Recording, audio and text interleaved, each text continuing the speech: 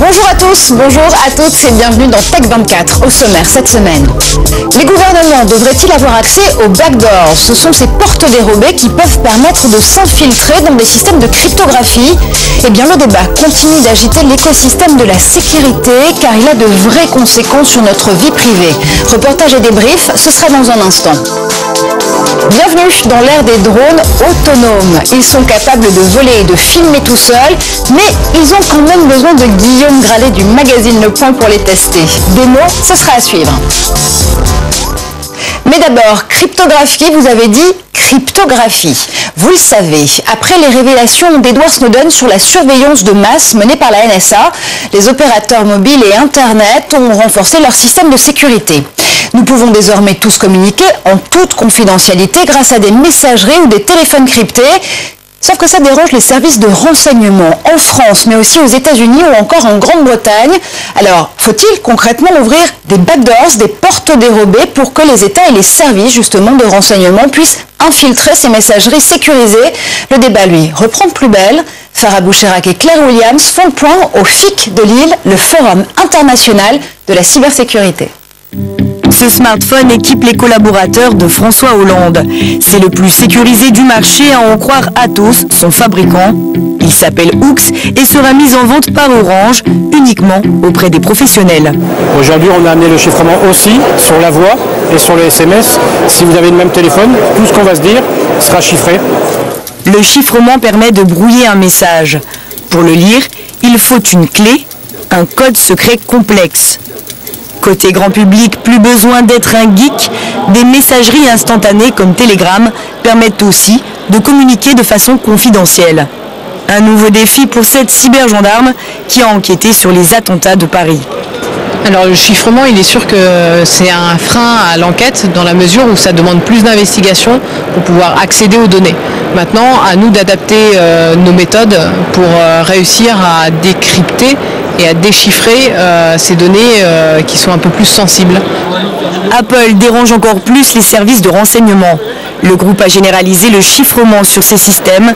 Il ne connaît pas ses propres clés. Du coup, le FBI aimerait bien lui imposer des backdoors, des portes dérobées.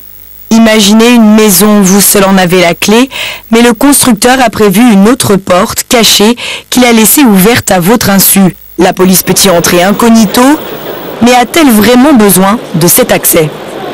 Tous les moyens utiles possibles, mais c'est en tout cas comme cela que ça fonctionnait.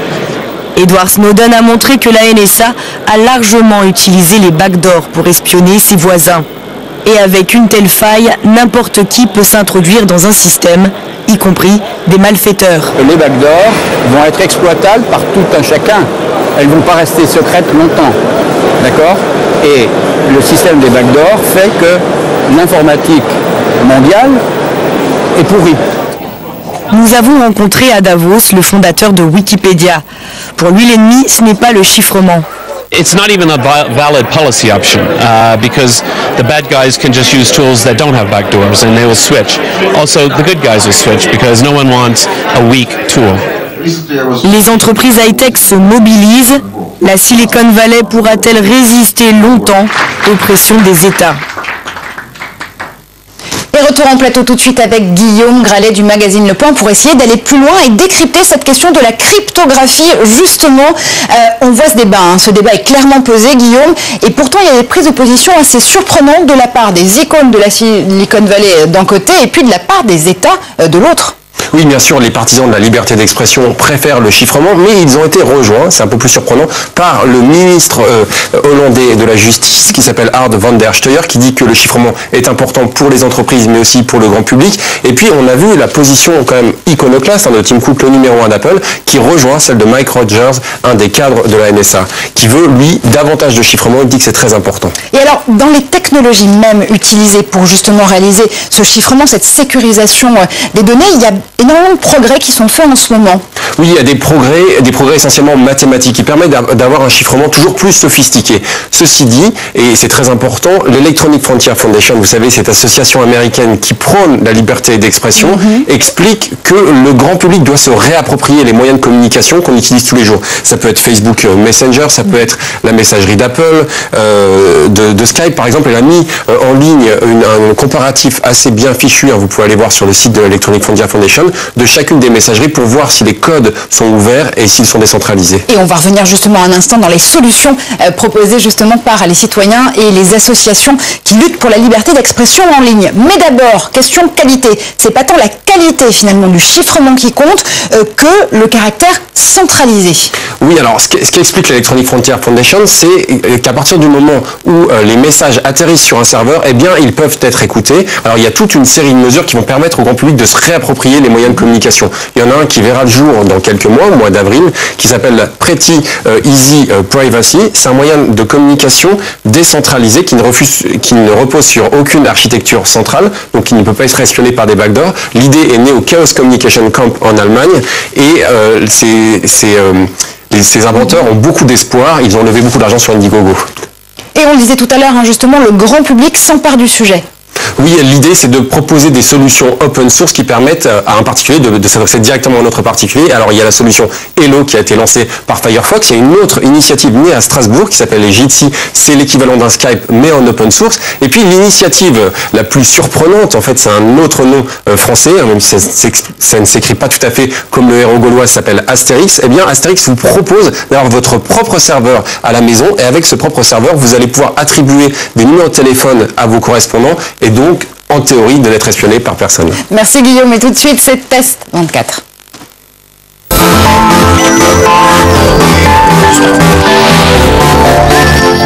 Et séquence drone cette semaine en plateau, des drones, oui, mais autonomes. Les voici capables de voler, de filmer tout seul ou même de suivre à la trace leurs utilisateurs.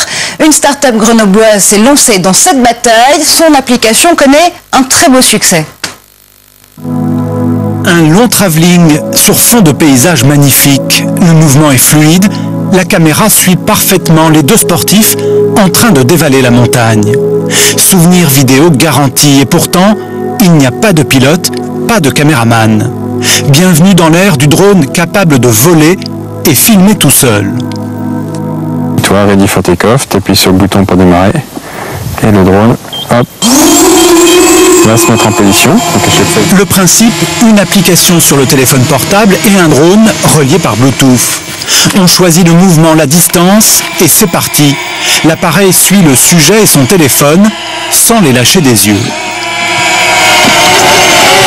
On peut vraiment se lâcher et se donner sur le ride, sur la ligne, sans se préoccuper d'avoir un objectif devant toi ou à côté ou calé sur ton casque.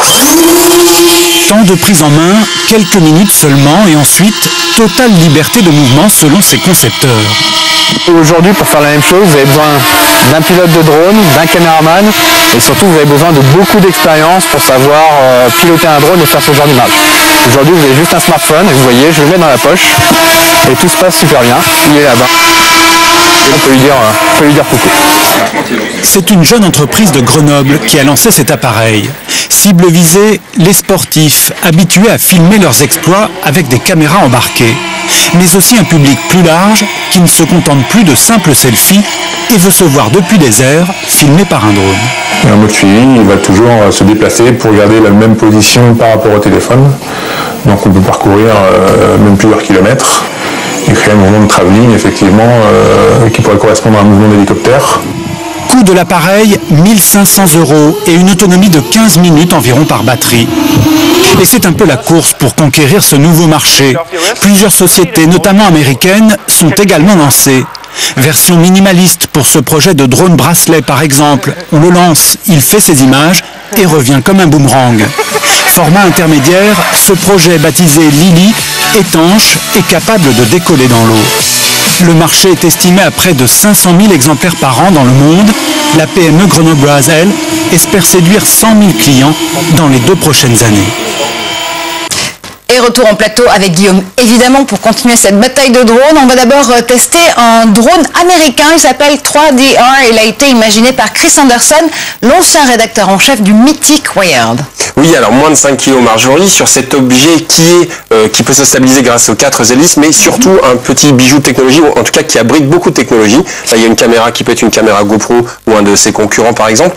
Tout est piloté d'un joystick sur lequel j'ai mis mon téléphone, sur lequel j'ai téléchargé une application dédiée. Et qui va vous permettre du coup de pouvoir vérifier les images que fait le drone par exemple? Exactement, en direct de le piloter. Alors ce drone, il est également doté de la fonction Follow Me, qu'on a vu dans le reportage il y a quelques instants. Cette fonction elle est intéressante, mais la vraie spécificité, en tout cas l'approche qui est intéressante chez Chris Anderson, c'est qu'il a mis au point un drone open source, c'est-à-dire que tous les développeurs du monde peuvent créer des périphériques. Il y a certains ont créé des parachutes qui peuvent être intéressants, et il a une approche qui est très intéressante. Il dit qu'à l'avenir, les drones qui peuvent être utilisés dans l'agriculture, dans le bâtiment, pour faire des repérages de bâtiments par exemple, eh bien ces drones seront gratuits. Lui, il facturera des services de géolocalisation. Bref, tout ce que font aujourd'hui les satellites, ça pourrait être fait par des drones. Ceci dit, cet américain, il est un vrai concurrent et cette fois-ci, il est chinois. Oui, DJI, Marjorie, vous avez tout résumé avec un jeune patron emblématique, Frank Wang.